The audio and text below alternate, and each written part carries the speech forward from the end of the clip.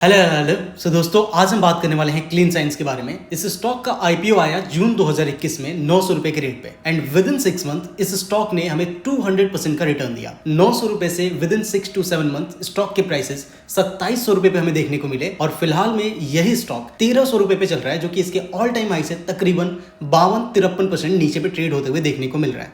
ऐसे सिचुएशन में लोगों के मन में दो क्वेश्चन आ रहे हैं। क्या जिन लोगों के पास ऑलरेडी इसकी पोजीशन पड़ी हुई है, क्या हमें अभी भी इस पोजीशन को होल्ड करना चाहिए या फिर सेल करके कंप्लीटली एग्जिट कर जाएं?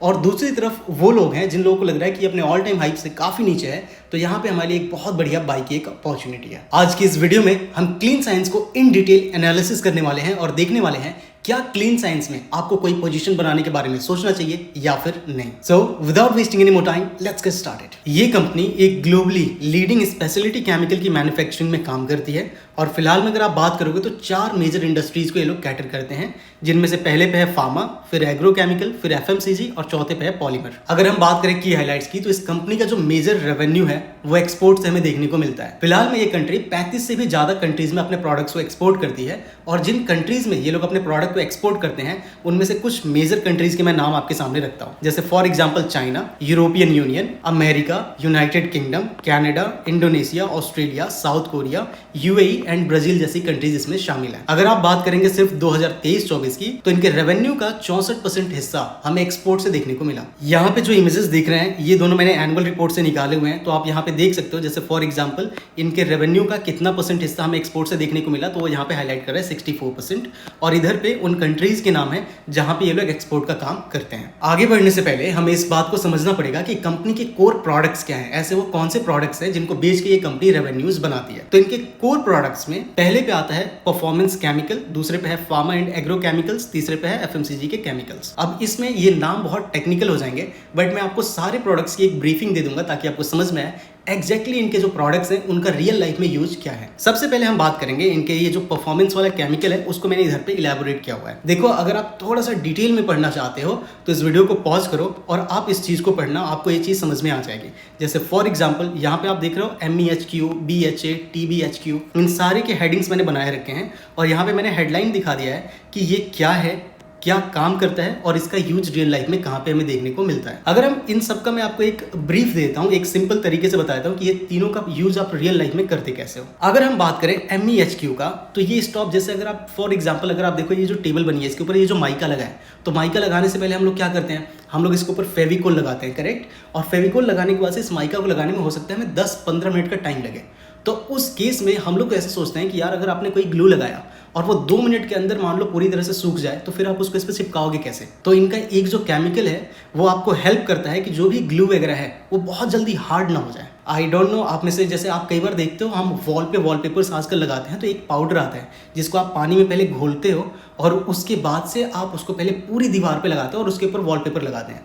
इस पूरे काम में आपको तकरीबन 15-20-30 मिनट का टाइम लग जाता है। अब आप सोच के देखो, अगर आप इस केमिकल को डालोगे नहीं तो जो ग्लू आपने वॉल पे लगाया है वो तुरंत सूख जाएगा और फिर जाके आप वॉलपेपर लगा नहीं पाओगे क्योंकि वो चिपकेगा ही नहीं। तो इन्होंने एक ऐसा केमिकल बनाया है जो MEHQ है, जो इन चीज़ों को बहुत जल्दी हार्ड होने से रोकता है। दूसरा जो आपको BHA देखने को मिल रहा था वो एक तरह से प्रिवेंट करता है फूड एंड कॉस्मेटिक्स को स्पॉइल होने से। और जो तीसरा था TBHQ, ये ऑयल एंड फैट्स को लंबे समय तक फ्रेश रखने के लिए काम में आता है। ऐसे ही इनका फार्मा एंड एग्रो केमिकल का जो 2 केमिकल है, हो सकता है मैं नाम थोड़ा सा बेकार प्रोनाउंस करूं, but pardon me for that.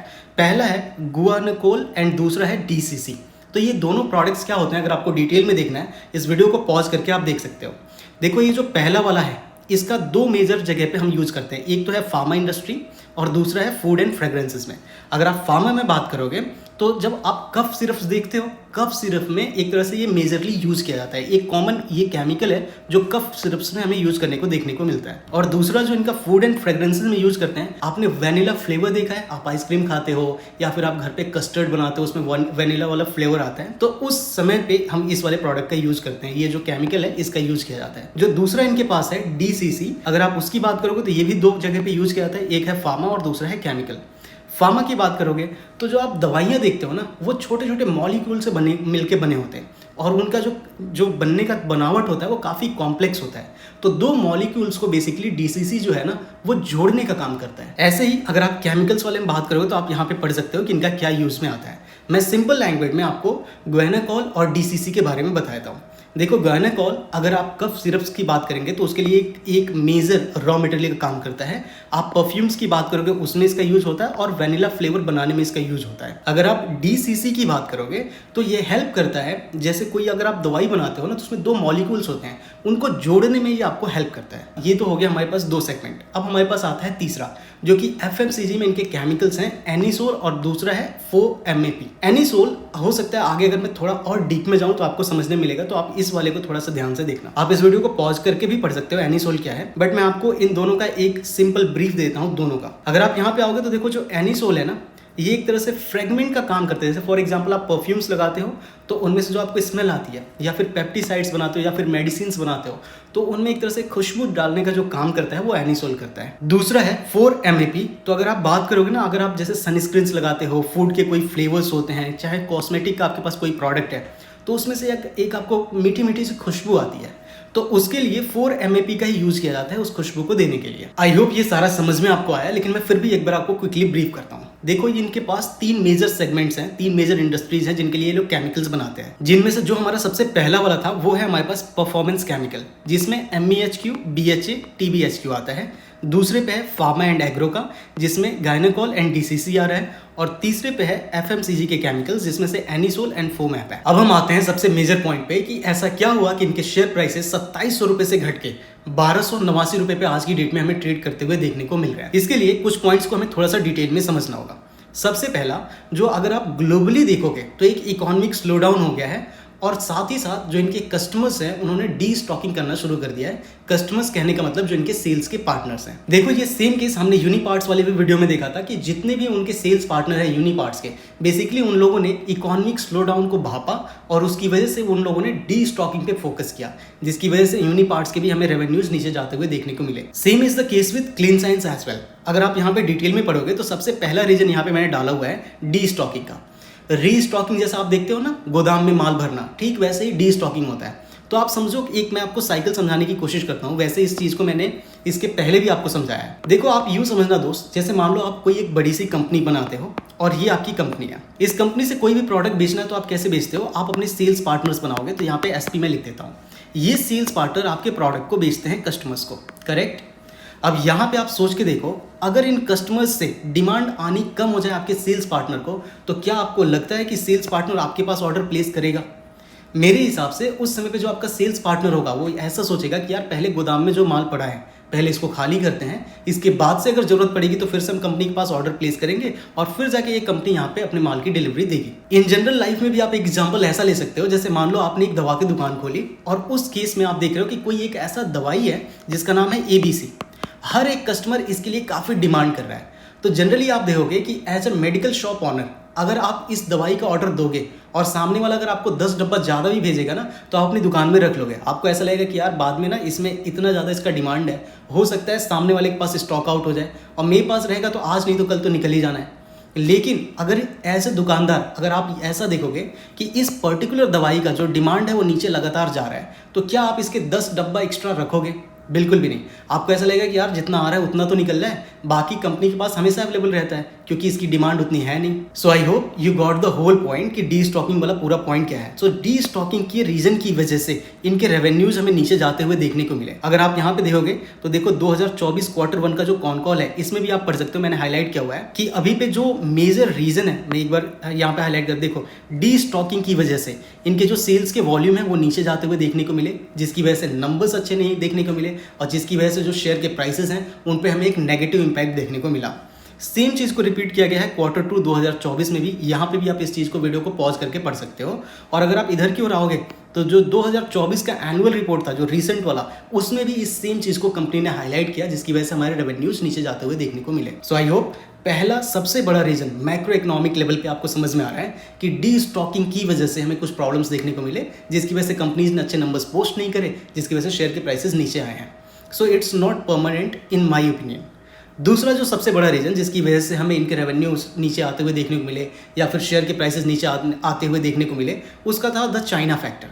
तो अगर आप यहाँ पे भी इस वाले हाईलाइट करोगे, Q1 2024 पे ही एक क्वेश्चन इनसे पूछा गया कि इनसे क्वेश्चन था कि how is the demand in China और उस पर हमारे पे क्या इम्पैक्ट देखने को मिल रहा है। तो यहाँ पे क्लियर कट आप मैनेजमेंट का भी आंसर पढ़ सकते हो कि बेसिकली चाइना क्योंकि थोड़ा स्लो स्पीड से जा रहा है, जिसकी वजह से हमारे रेवेन्यूज पे एक डी ग्रोथ देखने को मिल रहा है। सेम चीज आप बगल वाले भी कॉन कॉल में देख सकते हो, Q3 2024 में कंपनी ने सेम चीज को फिर से हाईलाइट किया है। So I hope you got the second point as well कि चाइना में स्लो डाउन की वजह से भी इनके रेवेन्यूज नीचे जाते हुए देखने को मिले।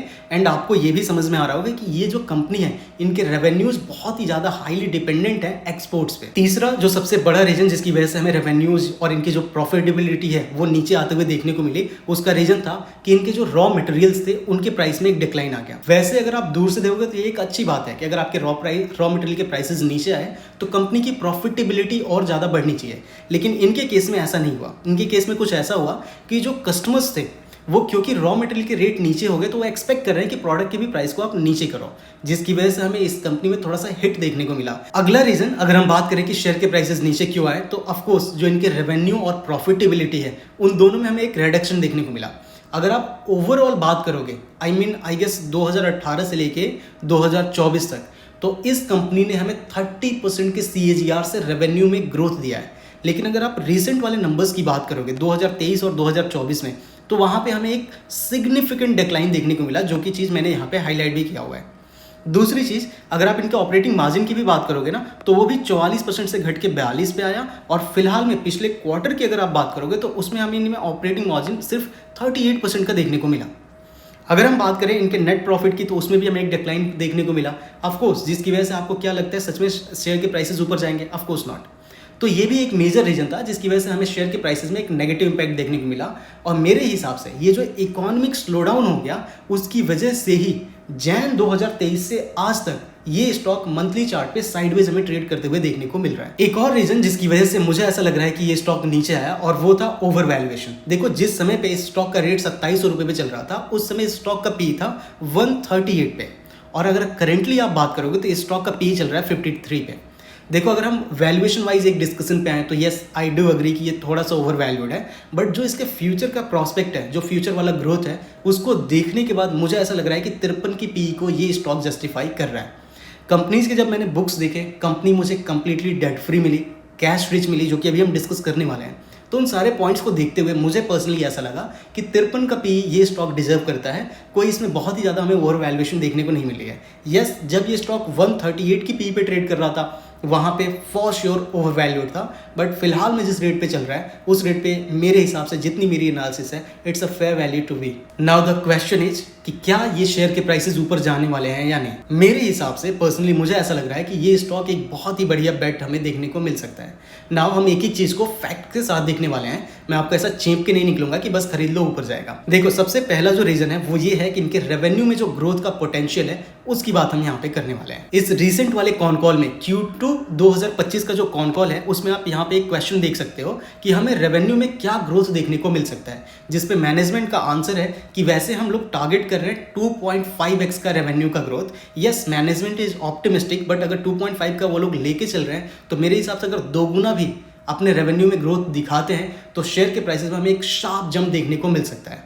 दूसरा रीजन जिसकी वजह से मैं इस स्टॉक पे बुलिश हूँ वो ये है कि देखो जब किसी कंपनी के पास ऑलरेडी जो इंफ्रा है, अगर ये लोग मुझसे ये बोलते हैं कि इस सेम इंफ्रा पे सेम मशीन पे हम लोग 2x 2.5x का रेवेन्यू अचीव करने वाले हैं, तो that is bit tough to digest. आप समझ रहे हो? तो इनके बुक्स में जो मैंने देखा इन्होंने कैपेसिटी में भी एक्सपेंशन किया है, जिसकी वजह से क्लियर कट यस अगर इनके पास ऑर्डर्स आए तो ये लोग उन ऑर्डर्स को कैटर कर पाएंगे। अगर आप यहाँ पे पढ़ोगे तो इनके एनुअल रिपोर्ट 2022 में भी इसका डिस्कशन है, और अगर आप बात करोगे Q1 2025 जो कि इस रिसेंट वाले की एक पहले वाले कॉन कॉल रिपोर्ट की, तो वहाँ पे भी इसके बारे में डिस्कशन है। अगर आप इनके MEHQ की कैपेसिटी की बात करोगे तो वो 50% से इंक्रीज हुआ है FY 2023 में। अगला रीजन जिसकी वजह से मुझे लग रहा है कि इस पर मैं बुलिश हूँ, तो देखो इनके जब बुक्स को मैं गो थ्रू कर रहा था तो मुझे ऐसा दिखा कि जो कंपनी का मेजर एक्सपेंस है वो दो चीज़ों में जा रहा है। मैं अगली वाली स्लाइड पे आऊँगा, फिर आपको पीछे आगे कुछ चीज़ों को दिखाने वाला हूँ। जो दो मेजर एक्सपेंसेस है उनमें पहले पे है इनका रॉ मटेरियल और दूसरे पे इनका पावर एंड फ्यूल। करेंटली अगर आप बात करोगे ना 2024 की, तो इनका जो टोटल कंजम्पशन था इलेक्ट्रिसिटी पावर का, उसमें 65% उसका हिस्सा आया था रिन्यूएबल एनर्जी से। तो कंपनी ने सोलर पे काफ़ी फोकस किया है, जिसकी वजह से हमें ड्रास्टिक हमें डिक्रीज भी देखने को मिला है इनके फ्यूल एंड पावर की कॉस्ट में। अगर हम 2024 की बात करें ना, तो आई गेस 39-40 करोड़ का हमें एक रिडक्शन देखने को मिला है जो कॉस्ट इन्होंने सेव किया है। यहाँ पे इन दोनों चीज़ों को थोड़ा सा डिटेल में मैं आपको लेके चलता हूँ। देखो, अगर आप रॉ मटेरियल की बात करोगे तो उसके कॉस्ट को कम करने के लिए इन लोगों ने बैकवर्ड इंटीग्रेशन किया है। इस वीडियो को पॉज करके आप पढ़ सकते हो। ये बैकवर्ड इंटीग्रेशन बहुत ही सिंपल टर्म है जो आपको समझ में आ जाएगा। इसके बाद से जो दूसरा इनका सबसे बड़ा मेजर एक्सपेंस था वो था पावर एंड फ्यूल। अगर आप बात करोगे 2019 में, तो कंपनी ने पावर एंड फ्यूल पे 322 मिलियन का खर्चा किया, 2020 में 347, 2021 में 350, 2022 में 619, 2023 में 898 एंड 2024 में बूम एक शार्प रिडक्शन। और इस बार जो इनका एक्सपेंस था वो था 643 मिलियन का। इसके रीजंस और ये जो नंबर्स मैंने उठाए हैं वो यहाँ पे आप देख सकते हो सारे स्लाइड्स में। फॉर एग्जांपल, अगर आप इस DHRP को अगर आप हाईलाइट करोगे तो यहाँ पे आप देख पाओगे 2019, 20 और 21 के एक्सपेंसेस यहाँ पे। और अगर हम बात करें 2022, 23 और 24 की, तो इन एनुअल रिपोर्ट्स पे आप पढ़ सकते हो। देखो, 2022 में अगर आप जाओगे तो पावर एंड फ्यूल का कॉस्ट आ रहा है 619 का, 2023 में ये कॉस्ट आ रहा है 898 का और 2024 में ये कॉस्ट आ रहा है 643 का। नाउ द क्वेश्चन इज, इतना बड़ा रिडक्शन हमें देखने को क्यों मिला? तो उसका ये है रीज़न कि ये लोग मूव कर रहे हैं सोलर पे। अगर आप बात करेंगे ना, तो इनके जितने भी मैन्युफैक्चरिंग यूनिट्स हैं उन सब जगह पे इन्होंने रूफटॉप के सोलर्स लगा रखे हैं, और प्लस में इन लोगों ने थोड़ा बहुत दूसरे जगह पे भी सोलर लगा रखा है जहाँ से इलेक्ट्रिसिटी ये लोग अपने पास लेके आते हैं। सो इस पॉइंट को मैं थोड़ा सा समअप करता हूँ। बेसिकली इनके जो एक्सपेंसेस होते हैं पैसे को कमाने के लिए, उसमें पहला जो सबसे मेजर एक्सपेंस है वो है रॉ मटेरियल का, जिसके लिए इन्होंने बैकवर्ड इंटीग्रेशन किया हुआ है। दूसरा इनके एक्सपेंस का जो सबसे मेजर चंक जाता है वो जाता है पावर एंड फ्यूल में, जिसकी वजह से ये लोग सोलर पे मूव कर रहे हैं, रिन्यूएबल एनर्जीज पे मूव कर रहे हैं, और उसमें हमें कॉस्ट में कटिंग भी देखने को मिल रही है। तो मेरे हिसाब से आने वाले 2-3 क्वार्टर्स में, क्योंकि इनके एक्सपेंसेस नीचे आएंगे और रेवेन्यूज़ में क्योंकि ये लोग ग्रोथ पे फोकस कर रहे हैं, तो रेवेन्यूज़ जब ऊपर जाएंगे तो जो प्रपोर्शन है वो और भी बेटर देखने को मिल सकता है, जिसकी वजह से शेयर प्राइसेस भी एक जंप देखने को हमें मिलेगा। Now let's talk about the overall financial. तो सबसे पहले हम स्टार्ट करेंगे रेवेन्यू से। देखो दोस्त, अगर आप इनको काउंट करोगे 2018 से लेके 2023 तक, तो पिछले 6 साल में इन्होंने 30% के CAGR से रेवेन्यूज़ में हमें ग्रोथ देखने को मिला है। अगर आप पिछले वाली की बात करोगे तो यस, वहाँ पे एक शार्प रिडक्शन हमें देखने को मिल गया, जिसकी वजह से शेयर के प्राइसेस ना नेगेटिवली हिट हो गए। अगला रीजन, अगर आप बात करोगे इनके ऑपरेटिंग एक्सपेंसेस की, तो अगर आप रेवेन्यू और एक्सपेंसेस को कंपेयर करोगे तो जिस स्पीड से रेवेन्यू ऊपर गई उस स्पीड से एक्सपेंसेस नहीं गए हैं, which is a good thing. हमें एक ऑपरेशनल एफिशिएंसी देखने को मिल रही है कंपनी में। अगर आप बात करोगे कैश रिच की, तो कंपनी के कैश फ्लो में अभी भी हमारे पास एकदम फ्री फ्लोट में कैश हमें देखने को मिल रहा है। देखो, ओवरऑल जितने नंबर्स मैंने देखे उन सारे नंबर्स को देख के मुझे ये कंपनी पर्सनली बहुत स्ट्रांग दिखी, और आने वाले सिर्फ 1-2 सालों में मुझे ऐसा लग रहा है कि जो ये 1200-1300 रुपये में आपको स्टॉक दिख रहा है, बड़े आराम से अपने ऑल टाइम हाई को टच करते हुए देखने को मिल सकता है। डिस्क्लेमर अगेन वही है, यस स्टॉक ऊपर नहीं जा सकता है, हम अगेन हर एक ट्रेड में एक बैट ही ले रहे हैं, हो सकता है ऊपर जाए, हो सकता है ऊपर नहीं आए, but I think Clean Science is a very good bet to be in. मैं उम्मीद करता हूँ इस वीडियो को देख के आपको काफ़ी कुछ सीखने को मिला। अगर सीखने को मिला, please hit the like and subscribe button. See you in the next video. Bye bye.